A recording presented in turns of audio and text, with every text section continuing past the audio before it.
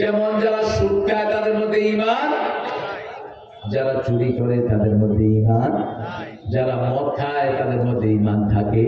বলছেন মুহাম্মদ সাল্লাল্লাহু আলাইহি ওয়াসাল্লাম, জমির আইল ফেলে যারা তাদের মধ্যে ঈমান থাকে না তাদের উপরে লানত। রাসূল বলছেন 4 ব্যক্তির উপরে আল্লাহর লানত। কয় ব্যক্তি?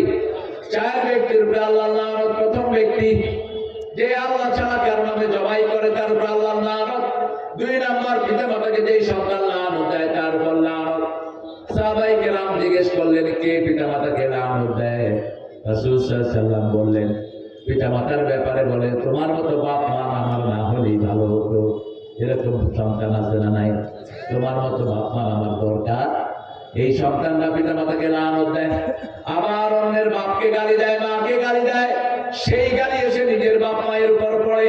3 নাম্বার রাসূল বললেন মান গায়্যারা মানার আল্লাহ, জমিন যারা চেঞ্জ করে ফেলে আরেকজনের জমি নিজে দখল করে নিয়ে যায়, এদের উপর লানত দেন কে? কথা বলেন কে দেন? আল্লাহ দেন। আর যারা সুদ খায় তাদেরকে লানত দেন কে? আমরা সুদ থেকে ফিরে আসবো, আল্লাহ তৌফিক দান করুন। জোরে বলেন আমিন।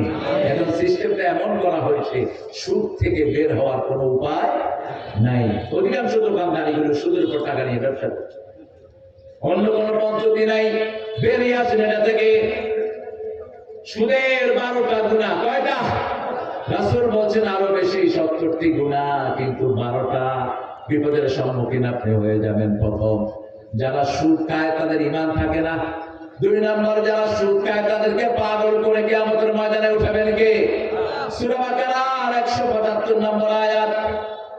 3 নম্বর 275 নম্বর আয়াতের ভিতরে আল্লাহ বলছেন ইয়াতাখাব্বাতুহুমুল শাইতানু বিনাল মাস, শয়তান তাদেরকে স্পর্শ করবে, সে পাগল হয়ে উঠবে কিয়ামতের ময়দানে।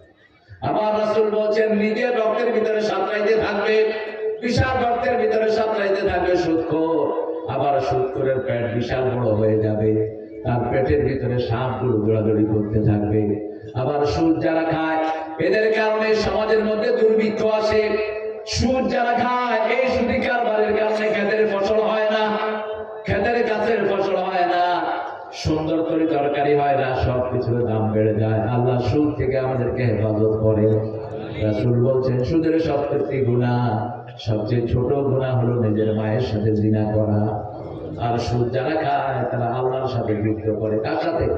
কিয়ামতের দিনে। আজকে পড়লাম একটা তাজা হাদিস, রাসূল বলছেন যারা সুদ খায় খেয়ে গেল, কিয়ামতে আল্লাহ তাদেরকে তলোয়ার দিবেন।